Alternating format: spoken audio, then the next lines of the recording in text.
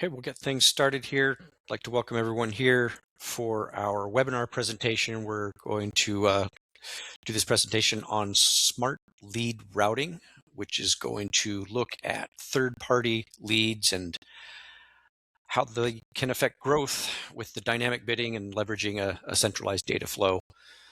We'll touch on how lead scoring can focus the spending for the quality leads and leverage that filtered distribution. We'll touch on artificial intelligence and how that can focus on lower quality leads and enhance those values. And then we'll look at some automated dispositioning topics there that fall into all of this to make kind of a complete package. We have Scott, who's going to be our primary presenter. We have Lex, who is also going to talk about his areas that he knows very well. And so I'm going to turn it over to Scott to kind of steer the ship from here and take it away, Scott. Everybody, thanks for attending today. So as you may know, in business, like a great quote from Tommy Boy, you're either growing or you're dying. There ain't no third direction. And one way that insurance agencies can grow is by scaling through third-party leads. But in order to do that successfully and efficiently, you need a process and a system in place. So we're going to take a look at that here today. I know, Lex, when people come to Boberdoo and you're talking to them for the first time, a lot of times there's probably some misconceptions about ping post. What are typically people coming to you with an idea of what ping post is to start? It's really all across the board.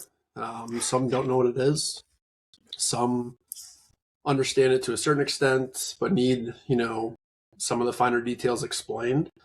I think really the biggest thing is giving you more control over your sources and what you're purchasing.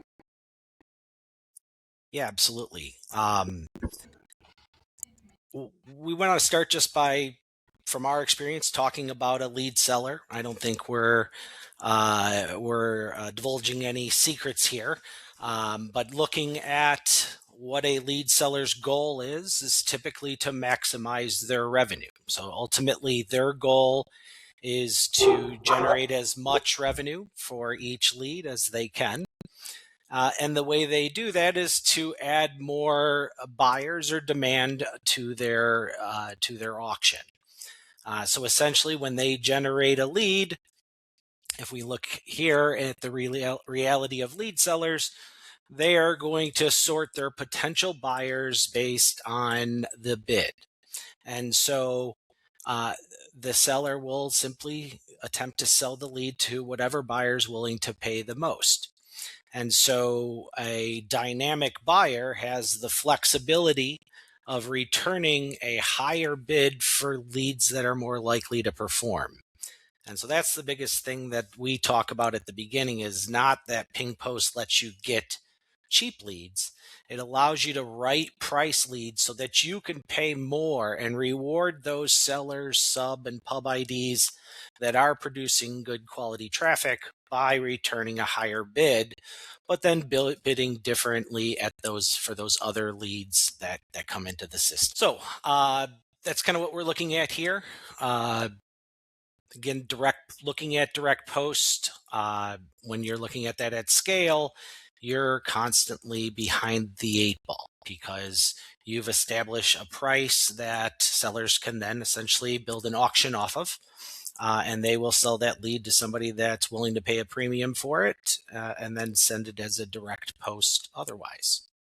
So again, having that ability to bid on leads on that ping gives you the ability to right price those leads.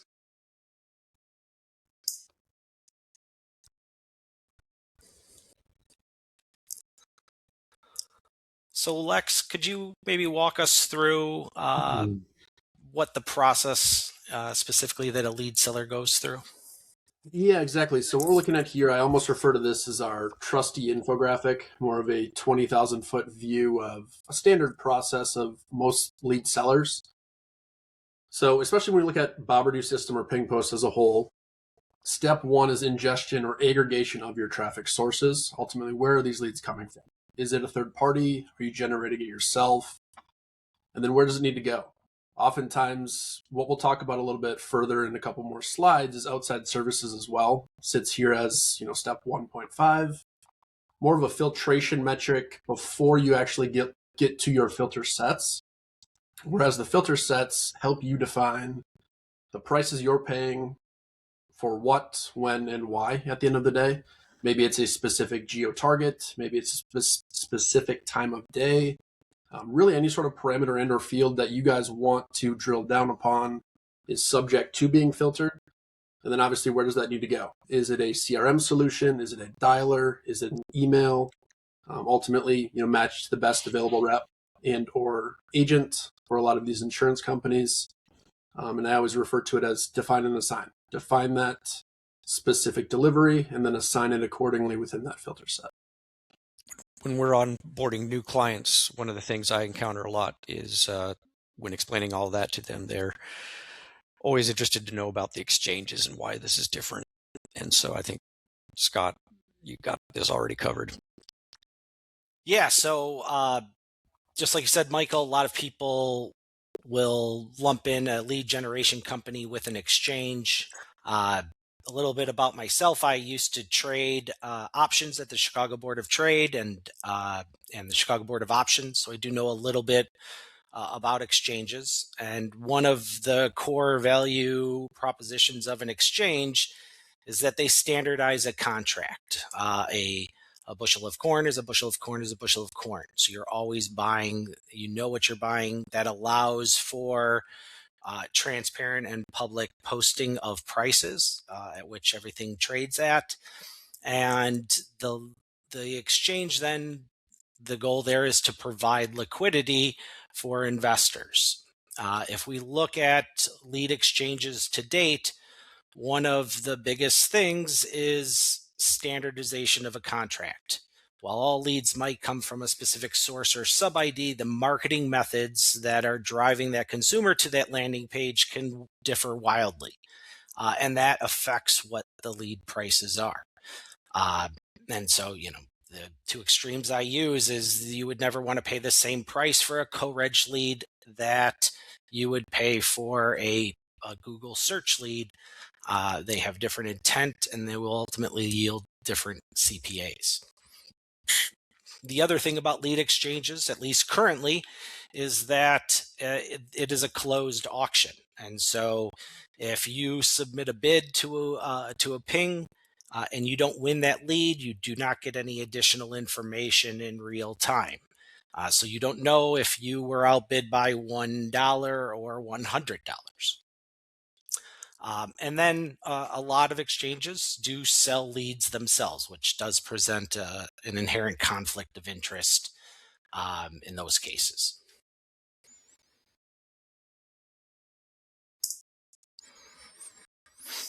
So Lex, you had mentioned before about kind of that level 1.5, as far as, when you're scaling vendors, you're going to encounter duplicates. So how does boberdoo handle that? There's a handful of different ways that we can certainly facilitate that. I would say oftentimes we look at the fields from kind of the bare minimum, if you will. Whether it's email or phone number, we could look at it at a global setting. Any lead that ever enters your system could be checked against dedupe settings. Make sure that you don't see it twice. You could do it at the agent level or even at the lead type level. So if you're working in auto and home, for example, you could run it against either or, combination of the two, and then ultimately dictate your timeline. Maybe, obviously with auto insurance, we start to talk about turnover. I myself am guilty of it as a consumer. Shopping around a little bit. There's oftentimes leads that will come through maybe every month, every couple of months, certainly every 6 to 12 months.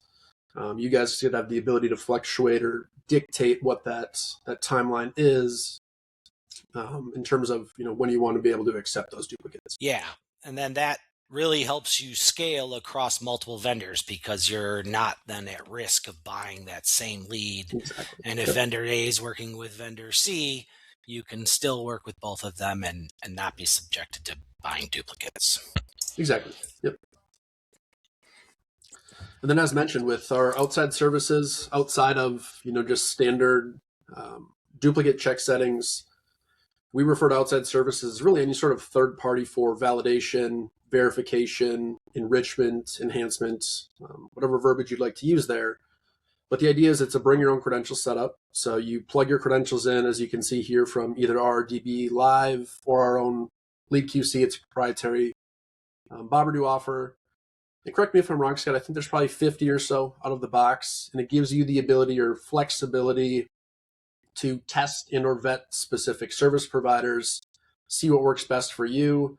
Very similar, if you're familiar with the system at all, we have a source wizard for your source settings. We also have an outside service wizard to help you guys plug your credentials in, establish what sources you need that applied to, and then ultimately what responses you need returned and or met for it to be considered accepted, rejected, or even just run a quick enhancement or enrichment. Yeah, exactly. And just to kind of piggyback on that, there's obviously services, that's what they do. And excuse me, those products may change over time. So like Lex said, being able to swap out those for top of market products, whatever they may be, is important. Because you don't have to go and rebuild those setups with your vendors or rebuild integrations into your CRM, and therefore you don't have to interrupt your lead flow. And then we've had more advanced agencies and clients of Boberdoo that maybe have their own data science team and are building a model to bid themselves. You can use the outside services. We can do custom outside services to call your model to get that dynamic bid. So it does give you that ability to look towards the future and not be handcuffed to any one set. So Lex, when we're looking at our clients that are agencies, I know they do a lot of different types of routing. Right. The very first one I remember that used Ping Post as an agency, he did that simply so that he could press active and not active on a filter set. He never changed prices or limits or anything. He did that just so he could control when he was buying leads or not. But I think the distribution has evolved over those past 10 years. Yeah, certainly. And it's really subjective to the business model at hand as well, right? We see agencies do it a handful of different ways. Generally speaking, at least from the seller's perspective, they operate in best revenue. So look for your best exclusive buyer versus the sum of your non-exclusive, delve that out accordingly. But when we talk about from the lead buyer perspective, you guys might have top performing agents or even just low quality leads, for example, which we'll touch on again here in another slide or two. We could always post that out to an AI automation, as you can see in the very bottom low intent bottom tier on this slide, for enrichment, enhancement, or just re-qualify and or classify that lead for a future close and or sale from that agent's perspective. Ultimately, it all ties back to flexibility. Gives you the flexibility to dictate, this lead came from here, it meets these parameters. Here's our agents or agent and or agents that are able to facilitate this type of use case. Make sure it goes to them. They close consistently, and gives you guys kind of the opportunity to dictate what you do with the traffic coming through. Yeah, and I think we're seeing more kind of looking at that bottom option there of the low intent. Especially in auto and home, there's a lot of volume, right? There's a lot of volume, and they may be at a price point where it's just not economically viable for a human to work. But that's where these AI automations can come in to turn that low intent lead that costs $1 or something like that, and produce that as essentially an AI live transfer coming back into the system to route to a better performing agent. One interesting thing that we had a client that was an agency, and he would fund each agent's account every week based on the previous week's closes. So the more closes they got, the more deposit there was for lead buying the subsequent week. And then with certain incentives and quotas, we built out the ability for his agents to actually buy more leads on their own credit card so that they could try to hit quotas or targets and buy leads above and beyond their allotted allotted balance. So again, like you said, Lex, a lot of flexibility, based on the opportunities that you have. Brings us, I think, to AI. Huh? Yeah. Exactly. Yeah. I mean, it all ties back into the flexibility aspect, and converting those that more or less might not convert otherwise. More of a fail safe, if you will, or an extra step to try to reclassify and or qualify those leads. Whether it's SMS drip, get them to respond to something, AI dialer and or outbound call center type of a scenario. Revalidate those leads, confirm their intentions. Like I mentioned before, I'm guilty of it as a consumer. Maybe you fill something out halfway, don't necessarily fulfill the entire lead details, but that information is still submitted to a certain extent. You could always reach back out, see if it's something that's still under consideration, and or just ask additional questions. Yeah.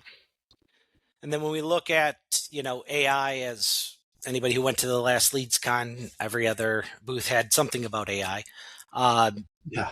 There's levels, right? There is, as our programmers say, do you just mean a bunch of if-then statements that have to be built out, or is it true AI? Boberdoo does have a data science team.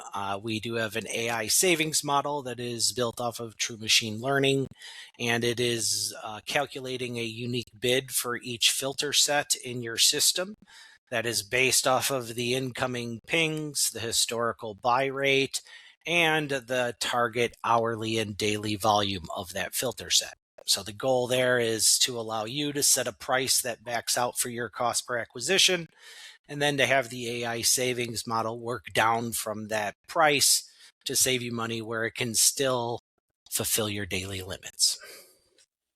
Yeah, and oftentimes with geos, apologies, Michael, oftentimes with geos and or even time of day is the example that I always like to use. You might have a lead come through for auto insurance in Miami, Florida at noon. You're willing to pay $10. A model like our machine learning and or bid experiments has the ability to determine if that exact same lead comes through at midnight. Maybe you're willing to pay 50%, considering there's less competition in the market. So that's Absolutely. one minor example, but it takes into account every single data point that enters the system over an extended period of time. Scott, do we have any clients that have been using this long enough to see any trends about conversion rates? Have they seen improvement on conversion rates on some of their lower end leads?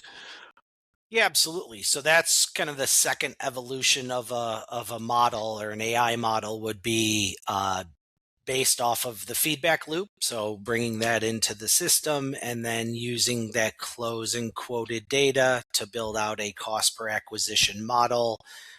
Typically, the goal is something like maximize the number of closes up to a target cost per acquisition.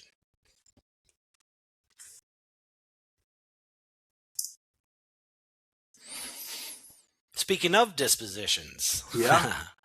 I think we all will make a plea on behalf of our lead selling clients to any lead buyer at this webinar to please share your feedback data with your sellers.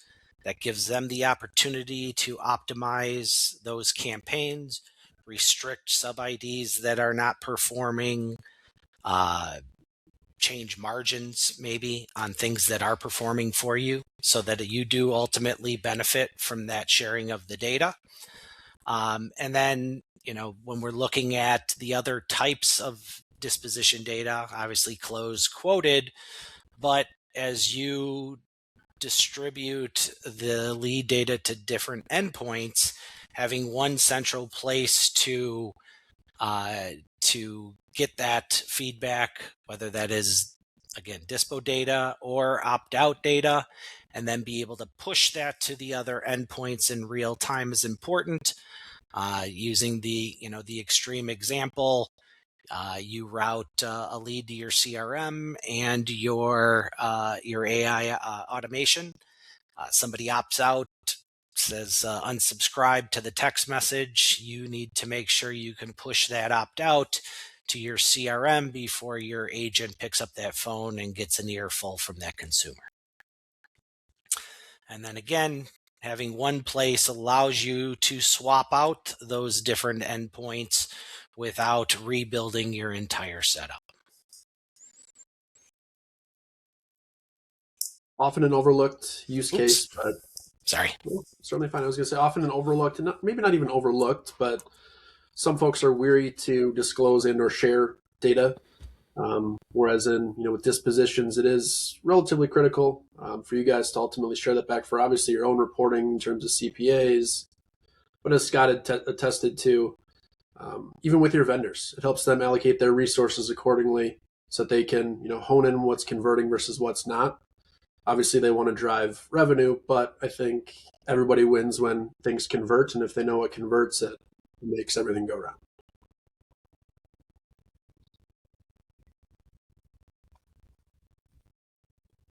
All right. So we've been talking a little bit about scaling with vendors.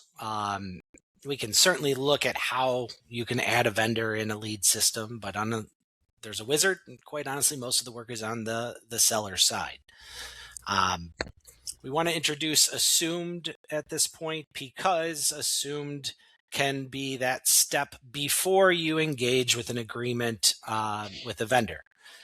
You still have to have the vendor build out the posting specs. You have to get pings into your system. You have to figure out a buy rate, prices, and then figure out if those leads are going to back out for you in the long run in terms of cost per acquisition. And so even though you can get those set up a lot faster and more efficient, there is still a commitment there. So assumed can be that canary in the coal mine to give you an idea of the consumer experience before you engage with a vendor. So ultimately, it's a trackable seed that gets built. You can then use that to submit the consumer that information onto a landing page and see what happens with that consumer. When we built this company, we were doing testing during an open enrollment to share. I submitted a test on a well-known landing page and got 314 calls in 2 days. And so you can make the decision, hey, is that a lead that I want to compete for?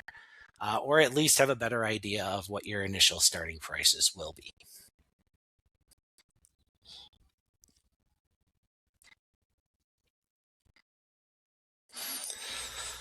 So Lex or Michael, maybe you guys could sum up what that looks like kind of overall here. Yeah, certainly. I would say, above all else, flexibility is really key at the end of the day when we start to talk about delving into ping post, trying to steer away a little bit from the direct post side of things. Gives you obviously more control. You guys can dictate what prices you're paying for what, when, and why, as I always call it. And then obviously layer in things like the dedupe settings, outside services, or even vetting services similar to assumed, if not assumed, to make sure that you guys obviously are getting what you're looking for. And then not to mention, obviously, as well, closing that feedback loop. It's, again, often either overlooked or ignored. But when folks do it, they often see a lot of benefits stem from. Just on the dispositioning, I think that is a super important point to remember. It's just a great way, from the feedback I hear from our clients, that the sales reps are not wasting their time on data entry, and they're focusing more on closing deals and without spending all that manual labor. So I hear a lot of good feedback about that. And a big note on that too is the automation side of things. Just because a rep updates a disposition in their CRM does not necessarily mean it's reverted back to your reports and or your vendors. Where a system like boberdoo can connect via API. So once we'll say, go high level, just as a quick example, let's say that's their CRM that they're using on the back end, our API can connect directly to it. So when that agent and or rep updates that disposition, they don't even need to think about it. It automatically triggers back to boberdoo. You can tie that into whatever reports you need, send it to data science manager, or even your vendor for that matter, so you guys can notify and update who needs to be notified. Well, all right here. So we wanted to just cover again how agencies use boberdoo and some tools to scale their third-party lead buying, both across multiple vendors or scaling within a single vendor by optimizing your bids. So thank you very much for your time today. I think we're going to open it up for questions. I think Lex, Michael, and I can all hang around and answer any that might come up. Sure. Going back to that dynamic bidding, I think one thing that to tie it back to what Boberdoo is strong in, it's the safeguards that we can provide. I know we cover it with a lot of new clients when they're getting into the ping post, and their first concern is, well, how do I prevent the accidental overspend? Yeah, absolutely. And that's, like you said, that people are very concerned with paying too much. And we have tools like maximums that can be set at a specific source level, or the outside services that are all there's features built into each of those services so that you can control. So outside service, for example, we have clients that want to control how many calls they make per day because of the costs. And so there are constraints that can be put in to limit those. Same thing with sources or vendors, incoming limits. But the nice thing about ping post is that it is dynamic. So those pings are coming in as your vendors generate it, and they're subjected to whatever the current limits bids are of the system. So, if you put $10 in the filter set, that you won't ever bid more than $10. And then, using the AI, you may pay less, but you won't ever pay more. And that's kind of going back to the goal for both buyers and sellers that are working on ping post. It should be to return the highest bid that they can back to a vendor, because that bid gives them the highest chance of winning the lead. And if that's priced at something that backs out for the cost per acquisition, then you're better off overpaying a little for a lead and having that opportunity of the close than losing that close opportunity. Try another one. The lead scoring, do we see lead volume drop in any way when lead scoring gets added to the mix? We do, right? By definition, you will buy less leads because you are rejecting those leads in real time based off of that, lead scoring service. However, you reject that lead in real time, which gives that seller the opportunity to sell that lead somewhere else and not sell you the lead and go through a potential refund process 7 days later when there's no opportunity for that seller to monetize the lead. So being able to reject those things in real time then, gives you the ability to scale. You're only buying leads that have passed. And then in your communications with the vendors, I'm running lead QC, and 70% of the leads that you sent me failed my lead scoring. That's basically just like dispo data going back to the vendor. And then we have spaces in the system so that you can customize the responses if you're looking to provide more information, like, for example, the specific service that rejected the lead. And that's where it all depends on how transparent you are working with that vendor. Well, and the scoring is adjustable so that you can have full flexibility in terms of what you decide is a quality lead. Yeah, exactly. And that's where, in that outside services, we have some clients that will set up multiple checks of the same service for different sources with different minimum scores. So that's definitely a use case. What if anything comes up in conversations or just something you didn't quite think of here on today's call? Reach out to me directly. Reach out to sales at Boberdoo, help desk at Boberdoo if you're a current client, or submit a ticket.